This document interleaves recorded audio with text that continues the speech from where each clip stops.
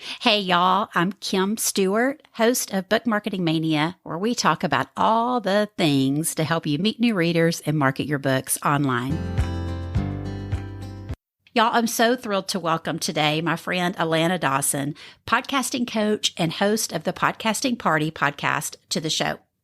Alana is so passionate about helping women create, grow, and monetize a podcast, and she's helped many of my favorite Christian podcasters get their start. She knows a thing or two about podcasting through not only hosting her own podcast for the past 2.5 years, but she also co-hosts the popular Mom Wants More podcast for several years, who I imagine many of you listened to as she interviewed some of our favorite Christian mom authors.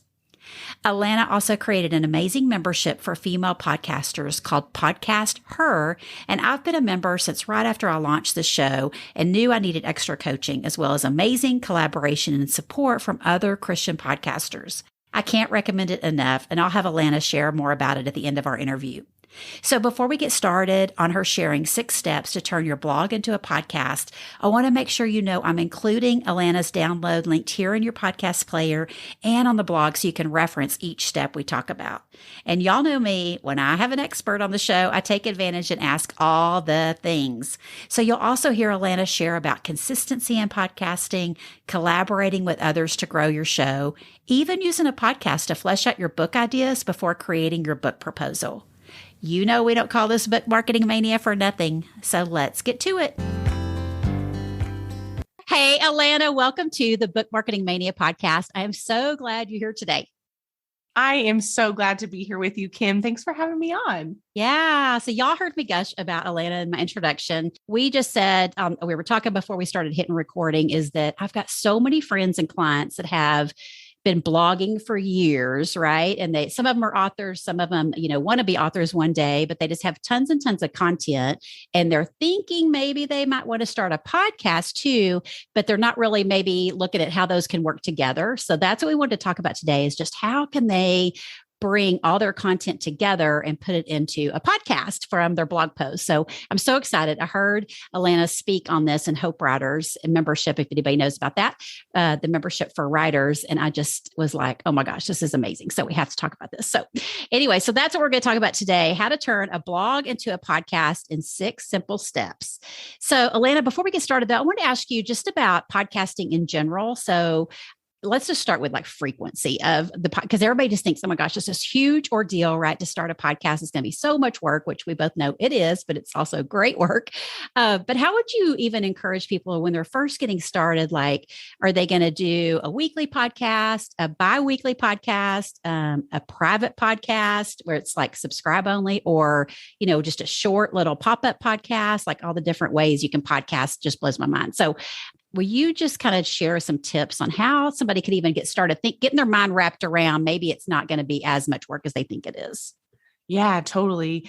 And I love your ramblings. It's so many good thoughts. I do that a lot. There are so many ways to podcast though. Like it's not just kind of the traditional weekly show anymore. We're seeing all kinds of innovative ways that you can use audio to get your message out there. And so I would say if you're thinking about starting a podcast, the first question I always ask potential podcasters is, what is your goal?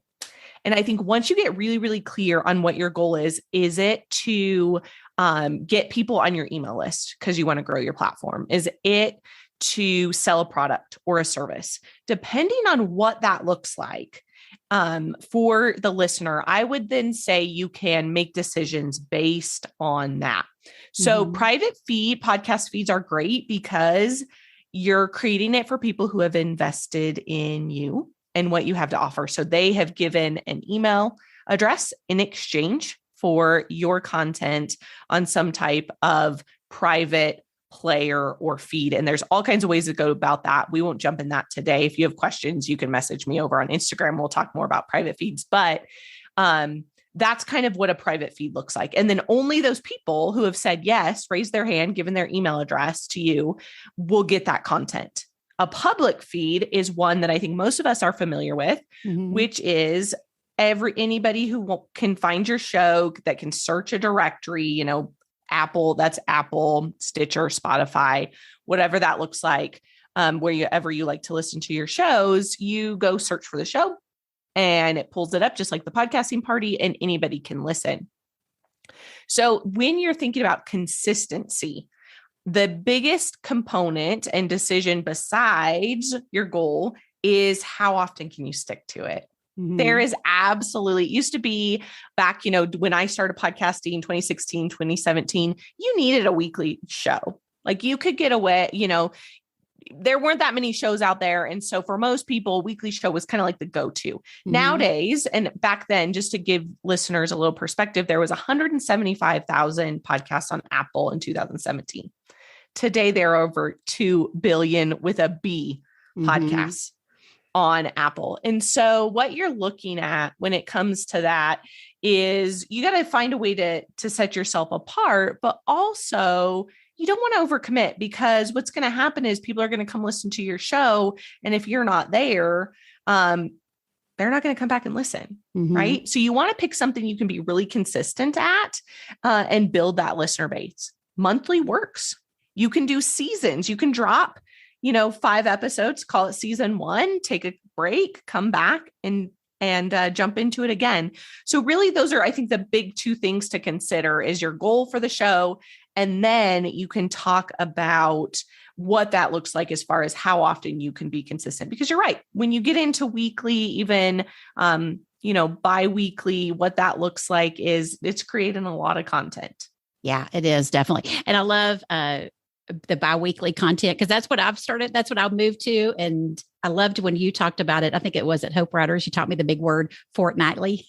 Yes. Which I was like, what the heck does that mean? But no, I know, every 2 weeks. And I went to that mode. And I love that. Yeah. The seasons, like you could break a season whenever you want to. And, you can keep sharing about it so people will keep listening, while you're on a break. But yeah, I just love that there's so many different ways to do it nowadays than there used to be. And so anybody thinking about a podcast, just, know that you can go into it. And it's your own podcast, right? And I love that you start with the goals first, like make sure there's a goal wrapped around it that you're trying to achieve with your podcast. And then, how consistent can you be? And it is just kind of like blogging, right? It's just, the same thing. Like there's a reason you started your blog, and then, how consistent are you going to be blogging? And I know a lot of people kind of stepped away from that for a long time and moved over to social. And now we're seeing, oh, wow, we're not in charge of social media, right? So we're getting back to our blogs and then looking at how we can add the audio component. So the one thing I wanted to ask you too about taking a blog and making it into a podcast, one quick question was, what if you have like a contributor blog? Have you had anybody do that with a contributor blog? Yeah. And really what that comes down to is just getting the author's permissions. And probably you already have some kind of contractual agreement worked out where, they own the content, but they're giving you permission, or perhaps you own the content since they submitted it to you. So really it's just, reaching out to that contributor and finding out if they are okay with you either taking their blog and turning it into a podcast episode, or maybe, and I've seen this happen several different times, which is really fun, you actually bring the contributors on and they also read that piece or use that blog post to then create a podcast episode around it. It takes a little bit more moving pieces and parts because there's more individuals involved. But, Encourage does this. This is a perfect example if you're familiar with, it's a, branch of Dayspring Cards, but they have adopted a blog or a podcast from their blog, and they have lots of contributors there. And so that would be one you could check out to kind of, if the listeners are thinking about doing that, but it can be done in so many shapes and forms. And that's the best part. You can adapt it to whatever you want it to look like. Okay. So I know everybody's waiting. So let's dive into the 6 steps to take your blog and to put it into a podcast. So I'm going to let you just take it away. I'm sure I'll have questions as you go through the 6 steps. Yeah, you bet. So really, when we start, I want you to think about, you already have a blog post, right? You already have your written content that you've published. So the best part about taking a blog post and creating a podcast episode is you already have the hard part done, I think, because when you're a podcaster, you're sitting down and you still have to have some type of written content to then turn into your audio content. I always say a scripted A keeps the ums away. So if you're worried about filler words, if you're worried about the content and what you're going to say, script it out. I use something called a hybrid script. So I found that if I read word for word, I sound really, really robotic. It's just not the way I work. But if I have an outline where I just have some bullet points of what I want to talk about, sometimes I can like squirrel. And before we know it, I may do it in this episode. I'll try to stay on point, but I'll be, down a rabbit trail and I have to bring myself back to the content. So I use this hybrid where I bullet out most of what I want to talk about. If there's something in particular I want to make sure that I hit word for word, then I'm going to actually kind of script that out with maybe some subtopics or different keywords and points I want to touch on. Okay. So there's a lot of ways to take your blog post and adapt it, but we're going to touch on these 6 simple steps, which are really just going to help you. So first of all, your introduction. This is step 1, right? I want you to go back over your blog, that introductory paragraph where you're hooking your reader, and we want to hook our listener too. And what I like to do is I actually like to create this as my pre-roll. And so what I'm talking about is this is what happens before your intro and outro. So typically an intro and outro, and people do it different ways, but for the most part, I like to reference these as the kind of the bookends to your episode. When that music cues and you introduce people or welcome people to your episode with the music, it's usually the same every single week. They know, boom, the episode started. Well, the pre-roll is what happens before you cue the music, right? So the great thing about pre-roll is it's a wonderful time to pull listeners in, especially now that Apple Music, what they do is if you go to a show that you are not following, okay, following equals subscribe. If you have been a podcast listener for a long time, you might think of that as subscribe. Now it's called follow. Just means it's in your podcast player. So if it's not in your player yet, what's going to happen is Apple's going to automatically cue that podcast episode, the newest one, to start playing for the first 30 seconds. It's a perfect opportunity to hook the listener, just like you hook your reader with that little pre-roll spot. So take your introduction, go back over it and craft it as an introduction to your podcast episode to draw those listeners in, give a general explanation of what the podcast is going to be about, and kind of a teaser, if you will. That's how you can think of it. Many times this is already in your blog intro, but make sure that it reads like how you're going to talk. Okay. So sometimes in a blog post, we're going to write differently and read differently than how we're going to listen or we're going to speak. So you might have to take this and tweak it a little bit, but really that's step 1, intro to pre-roll. It's that easy. What about, like sometimes people on their podcast will have like a little clip from the episode in the very beginning. Do you recommend that, or is there pros and cons to that? You can definitely do that. The biggest piece of feedback I get from kind of that little cold open is what we call it. For that cold open is that people feel like, am I missing part of that? Did it just start playing in the beginning of the episode? That it takes them a minute to catch on. Whereas a pre-roll that's actually like, in my podcast, if you go listen to the podcasting party, I say almost the same thing every single time. I say, hey guys, welcome to the podcasting party. I'm your host, Alana Dawson. If you're a new listener, welcome. If you're a returning listener, thanks again for being here. Hey, in today's episode, we're going to talk about, and I do that little teaser, cue the music, and then we jump into the episode. So you can do it either way. Again, it goes back to the goal. You're going to get sick of hearing me say you can do it either way. I love that. Oh my gosh. Yeah. People that know me, they'll know that I'm the same way. Cause like it's always tied back to that. Otherwise, you hear people talk about, oh gosh, it's so much work, or, I don't have enough downloads, or, whatever is going on with it. And if you just go back to what your goal was, then you can figure out if you're even, doing the right thing with your podcast. So no, I love that you talk about goal and consistency for sure. Okay. So what about number 2, taking our blog to a podcast? Step 2. So now it's time to craft the main part of your episode, right? So this is really, I already talked about kind of a hybrid script versus a script versus an outline. So an outline is just kind of bullet points. It's kind of the overall how you're going to structure your episode, what points you're going to hit on. Again, you're going to have to figure out what works best for you. Like I said, a script word for word doesn't work for me. Now, right now, as I'm talking, I do have some notes over here pulled up on my laptop to make sure that I stay on track and that I'm not going off the rails. but I'm not reading it word for word. So you just have to kind of decide what's best for you, but you want to take that main part of your blog, right? The body of your blog, and you're going to craft that into your podcast episode. What I like to do, and what I think works really, really well for new podcasters until you kind of get your feet underneath you, is take the body of that blog and break it up into maybe 3 to 5 main points, right? Your main ideas of your blog, you're going to take it and put those into podcast topics and points that you want to hit on during the show. Just like this episode, right? The way I've crafted this, even though it's an interview style and Kim is asking me questions, I have 6 steps I'm going to walk you through. And so you can kind of break that down, the body of your podcast, the body of your blog, rather. I use those words interchangeably, so it's hard. The body of your blog into these 3 to 5 points. Then if you need sub points underneath, if you need your supporting data, let's think, maybe you're going to reference another article or another blog post you had, or you have some data points. Like I was talking about Apple and numbers and statistics. You can include all of those in the body of your podcast. But again, write it like how you're going to read it, and maybe even take some time. And this is very, very undervalued in the podcast world. Read it before you jump on mic, practice it, take some time, see what words you're stumbling over. See if there's a part you're getting hung up on, how it flows, if you need to rework it. But really, that's the main part of your podcast episode, right? 3 reasons why, 5 ways to. These work really, really well for podcast episodes.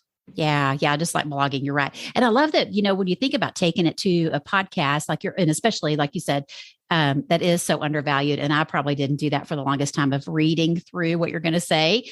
Yes. It was been so much more helpful because as you read through it, you're like, oh, wait, that doesn't sound, because it is like when you read a blog versus you're speaking it now, it sounds totally different and feels different. But I love that you constantly are thinking of new things, right? That's maybe like a really old, super popular blog post, but you may have some new content to add to it. And so, what better way to do it than now to put on audio? And I loved in the beginning how you talked about, you can do series on your podcast, like podcast series of episodes, but you can also do like a series, like topical series, right, from a blog, like you're pulling all blogs. I know like a lot of the authors I've worked with, like they have tons of blog content, like you've got tons of like Christmas content or fall content or, summer content for moms. And just the list is endless.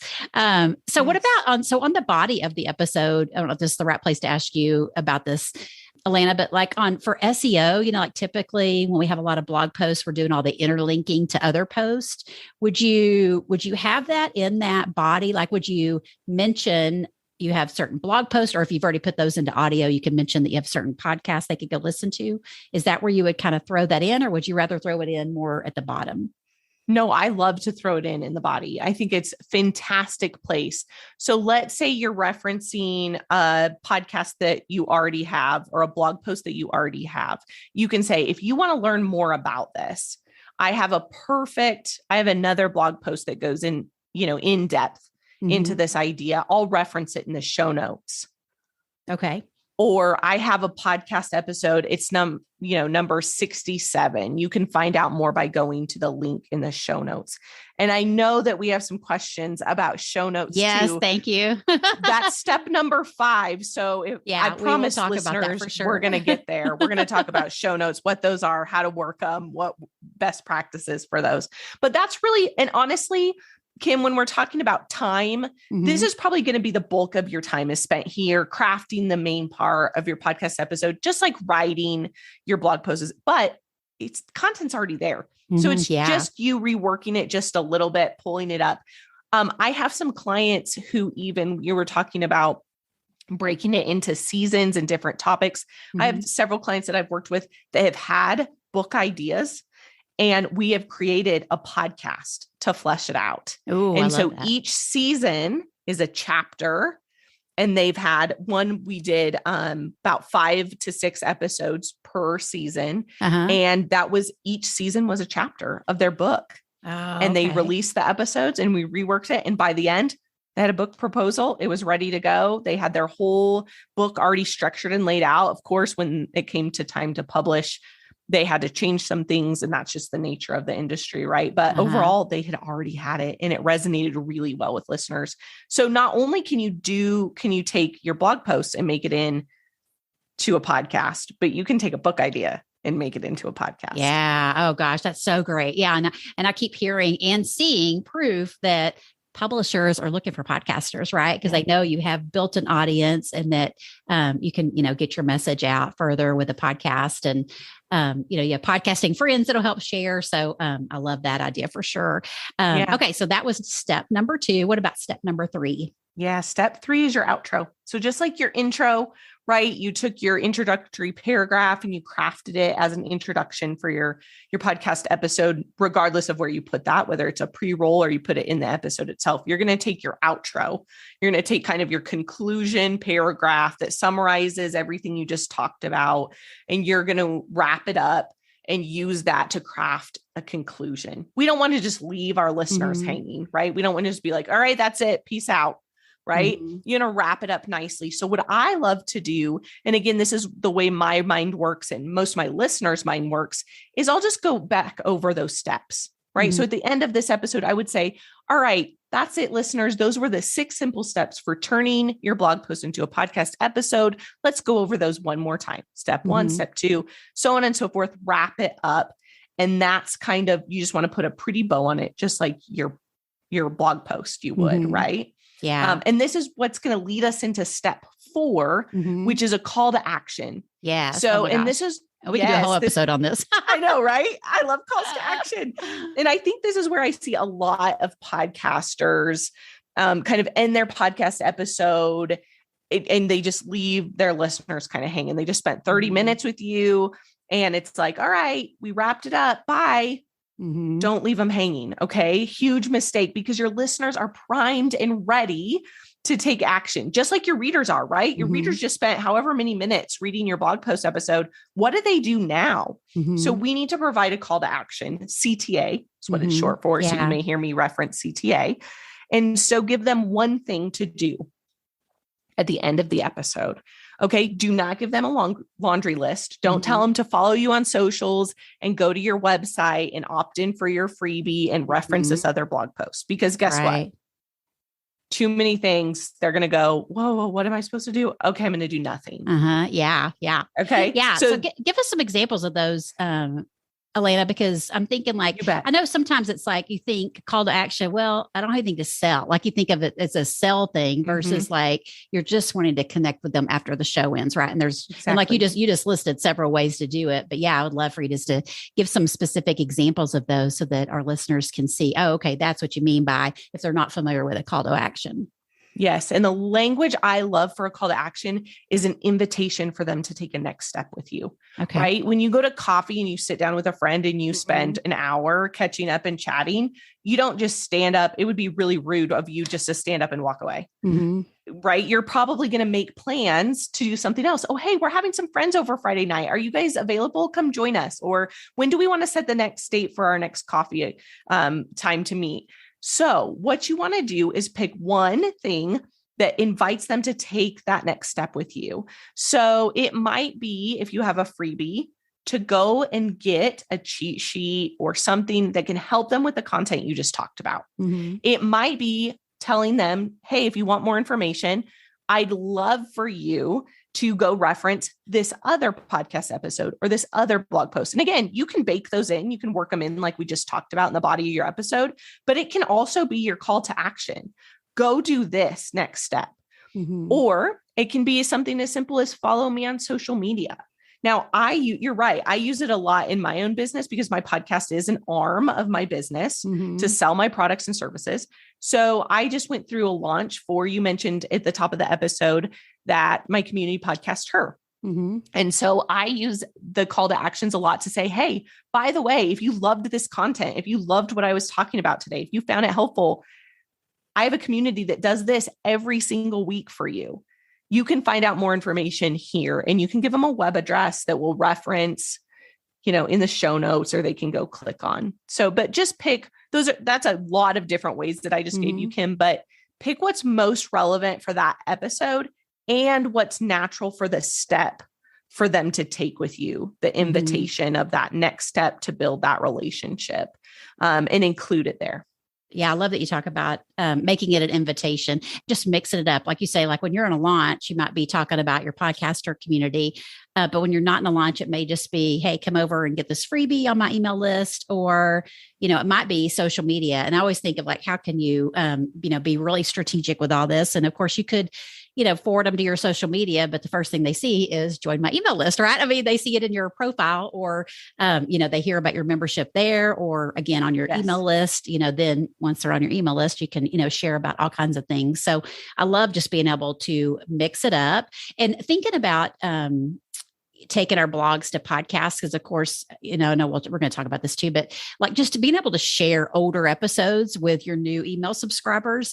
And I just want to, mention like for all of us just to always be thinking about that, because and I'm guilty of this, but I mean, like, we get our email freebies together, right? And start building our email list. And sometimes we have a really great freebie, but we don't ever like go back and revisit it, and I know like when it comes time for book launches, it's like, oh my gosh, make sure that's in your freebie now. Like make sure you have some mention of it in your email sequence, as well as like all these podcast episodes that you're spending so much time on. It'd be great to be able to figure out, well, this week, which one do I want to lead people to? And I want to make sure it's in my freebie for new subscribers. So I just love, there's just so much stuff. So one last thing on call to action. I know a lot of podcasters will get hung up on which one do I include? Yes. And I want to be able to tell them everything. And what about ratings and reviews? Mm-hmm. So in your outro, here's a really cool thing. You can put all that stuff. Mm-hmm. So you can say like, for more information, go to my website, follow me on social, and, whatever, download the freebie. Like you can put that and it stands every single week there. And that's an okay place to put multiple things. Okay. All right. Okay. But that's good to know. Yeah. Think about the one most important thing. And that's what your call to action should be for that episode to take the next step. Yeah. That is the thing, is like you keep, like we think we're going to focus on one call to action, but then we have these other opportunities to do these other things, but it's not like we're giving our listeners multiple calls to action. It's just, we have the one main call to action, but then at the end of the episode in the outro, they're hearing, similar things like, just that's that reminder, right? Go leave a review, or a reminder, join you on social or something like that. So yeah, I'm so glad you mentioned that. So yeah, number 5. Okay. 5. So we just talked about all these places to send them, right? Mm-hmm. Maybe your social, maybe a freebie, maybe you referenced a blog post or a podcast episode. So now we want to take all those things we mentioned in the episode, and any links that you referenced, and you want to put these in your show notes. Okay. Mm-hmm. So these are resources, references, tools, links you mentioned, and compile those and list them in your show notes. So here's how I want you to think of show notes. Most of you're listening to this podcast right now, your podcast listeners, you understand what show notes mean. In your podcast player, wherever you've pulled up this episode of Kim's podcast, underneath there's some text. Okay. And it doesn't matter what podcast player you're in, all of them have it, right? And so it's probably going to have a description of what this episode is about, that Kim's talking to me today about 6 simple steps for turning your blog post into a podcast episode. And maybe she's going to have some links out to some different things that how you can connect with her, perhaps how you can connect with me. We're going to have a freebie at the end, a cheat sheet. If you want all these steps that walk you through it, that's going to be included there. And so that's where you want to put all of it. You can think of show notes as a baby blog post that's attached to this episode. Now, baby meaning very little content, right? I see some writers, and mostly it's writers who make this mistake when they're transitioning. They want to put the whole blog post. They want to put the whole transcription in that. This should be a light reference. Bullet points are great here. A couple of sentences description of what the show's about. They can look through it real quick, click on anything that they need to take them there. If you want to reference the blog post, that's a link out that'll take them to your website that has a whole blog post you already wrote right there for them. And I appreciate you defining show notes. Yeah. Cause we do get a lot of questions of when people hear it's in the show notes, and it's like, well, where is that? So is it my player? And I think all the players now will let you do hyperlinks, right? When you look at it in your player. But yeah, if there's more information, then go find it on the blog post. That's, I guess it's kind of the same thing, but not, because you could just have show notes on a player and not have anything in a blog post, right? But if you're trying to guide them over to your blog, then that's, that may be where your show notes go into more detail. So I appreciate you explaining that for sure. Okay. So let's talk about step number 6. Sure. So once you've got your introduction, you've crafted the main part, you have your outro, which kind of wraps up the whole episode with a call to action right there. You've crafted your show notes with any links and references. Now it's your title time. Mm-hmm. And so I get a lot of questions about, well, can I just name it the same thing as my blog title? You bet. If you think that that is relevant and draws interest and hooks your listeners' attention, absolutely, you can use it.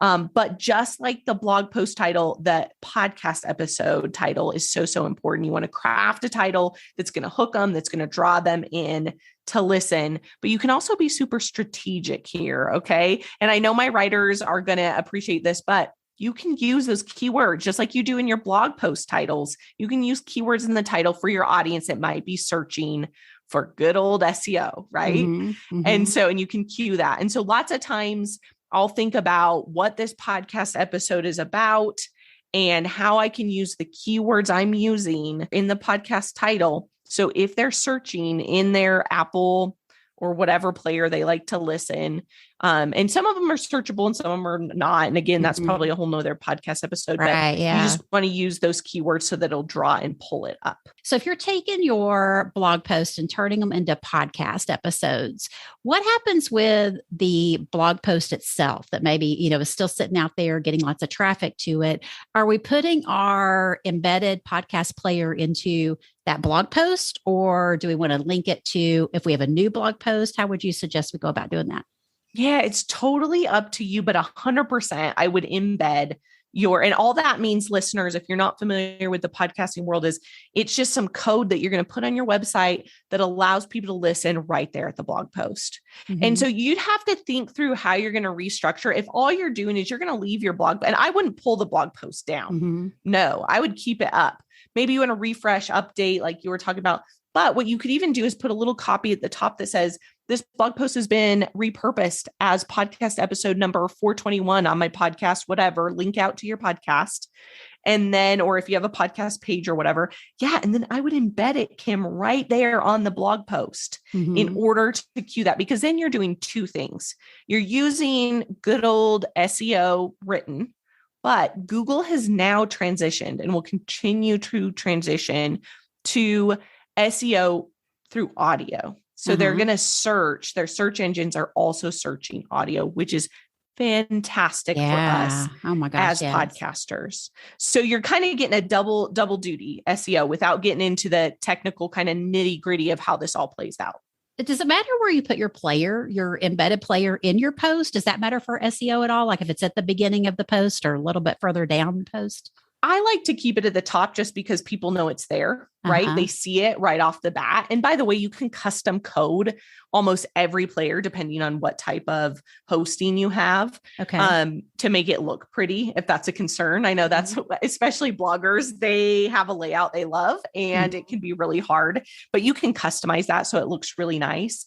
So if you see something or you've seen something in the past, a player where you're like, well, that's so ugly, I don't want that. There's so many ways around that. It's very easy to customize players these days. But yeah, I would put it right at the beginning, right at the top. Okay, great. Oh, that's awesome.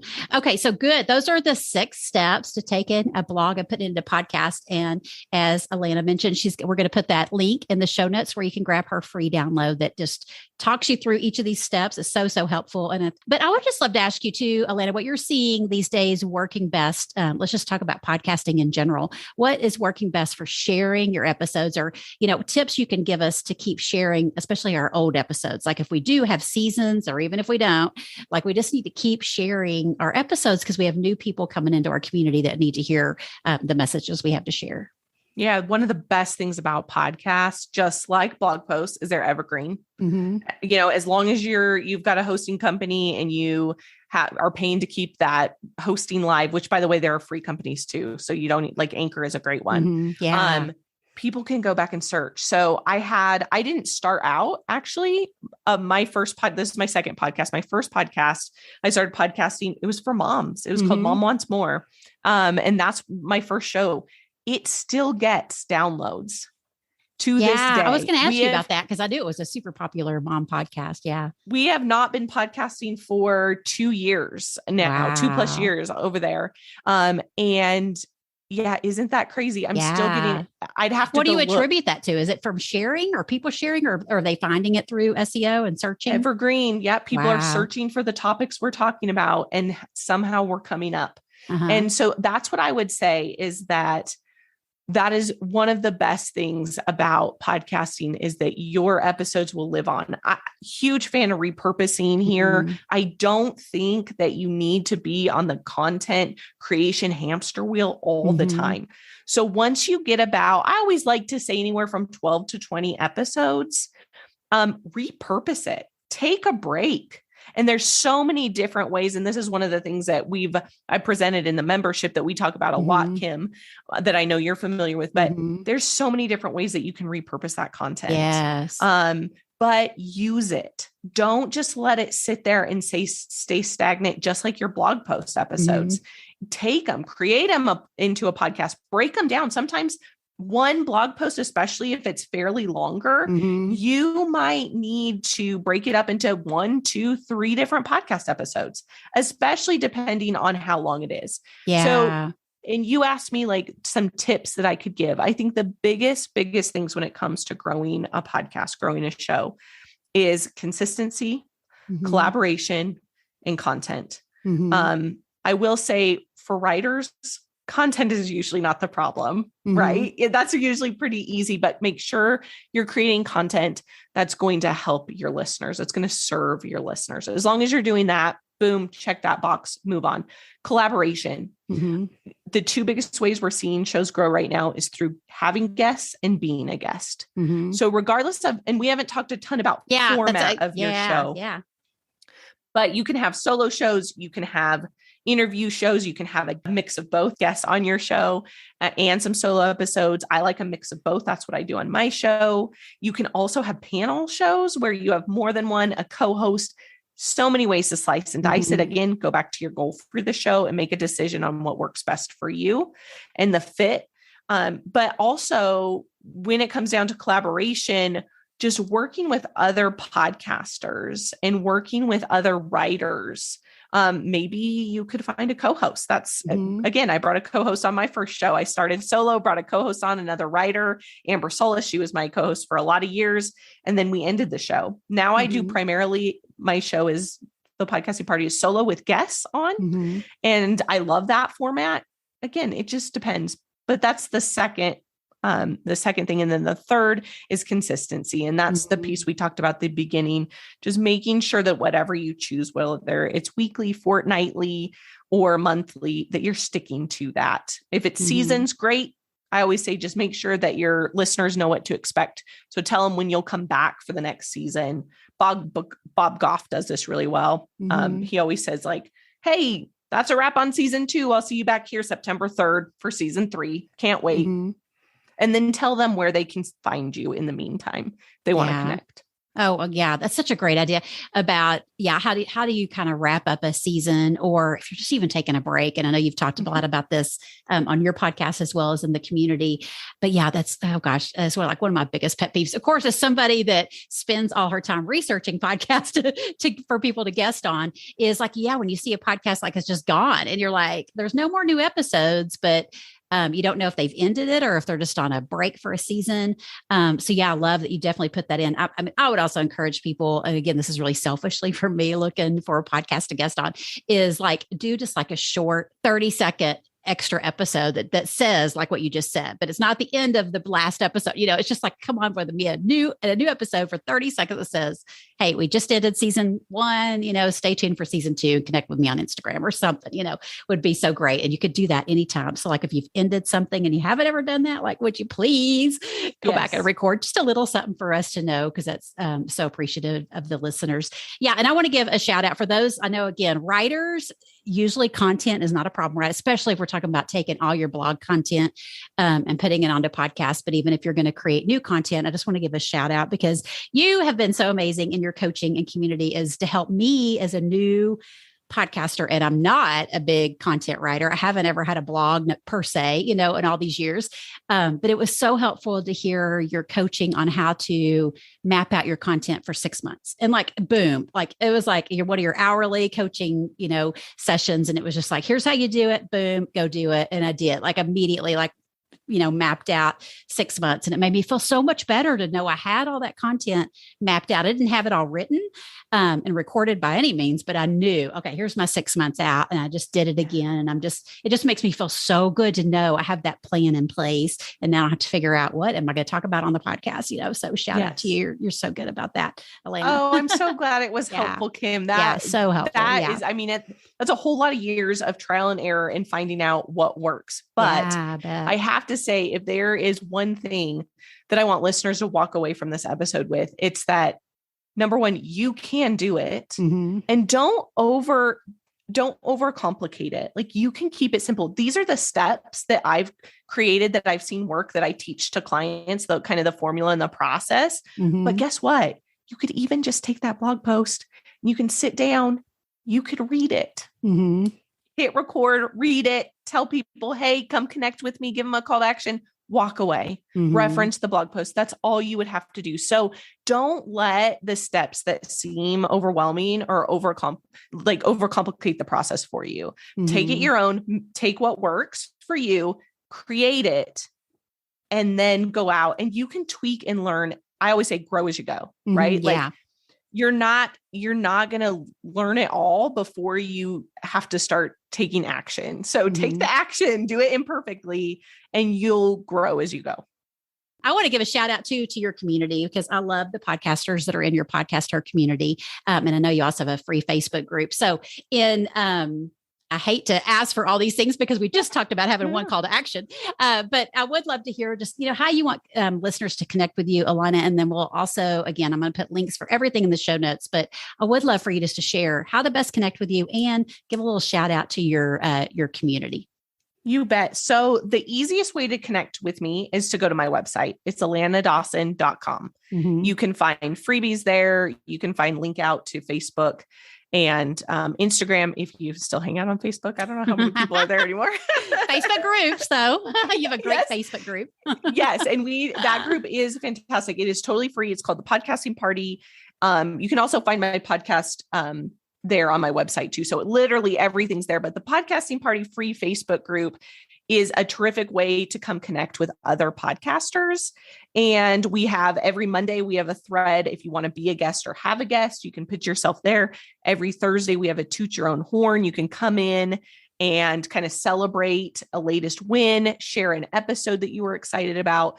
So it's really a great place to kind of connect with just podcasters, like-minded podcasters in that community. My paid community, membership community for podcasters is called Podcast Her, and with like a HER at the end. And this community really, Kim, I created it. We're about to celebrate 2 years. And so I created it. Yeah, I know. I can't believe it. But I really created it out of my own need for connection with like-minded podcasters and really wanted a place where I could plug in and grow and get that support that I needed back when I was starting. It didn't exist. I couldn't find it. And to also have a place that led me from stage in step 1 to stage in step 5. And that's what we do is we have what I call the Podcast Her path, which starts with a stage 1 and we work you all the way through stage 5, which is monetization, which I know we didn't touch on today, but there's another whole episode. So many, right? Yes, so much stuff. And so that's really what we do in there is we have monthly coaching calls with myself. We have guests that I bring in that teach us about things like we just had Megan Ward. She's a pop-up podcast and teaches in areas that I don't have expertise. So email marketing or social media or different places. And we also have ways to connect with each other and get that support, mini masterminds, hot seats, share your geniuses, and everything's housed in a library. We do have a Facebook community if you need, that really quick, like you got a question, you need help.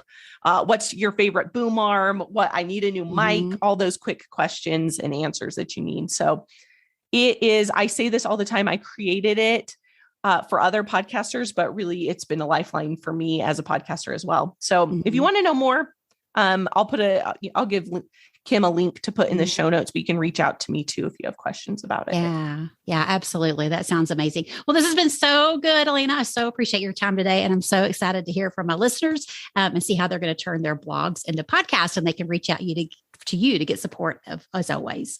So thanks so much for your time today. I appreciate it. Yeah, Kim, thank you so much for having me. And if you do turn a blog into a podcast, please reach out to Kim, tell her, reach out to me, tell me. That way we can give you a shout out and celebrate you. Yeah, absolutely. Yeah, you're so great about doing that. Having a party for everybody in your community. That's right. I love that. Love. Okay, well, thanks so much, Alana. I appreciate it. Thank you. So who's ready to take their blog post and create a podcast today? Y'all, you can do this, especially with Alana's help. And you can download her free PDF here in your podcast player's show notes or on our blog at bookmarketingmania.com. And we'd love to hear what you thought of today's episode. So hop over to Instagram and DM me at KimStewInspired. I can't wait to hear. And thanks for tuning in, y'all. And I'll see you back here in 2 weeks to help you market your book one podcast at a time.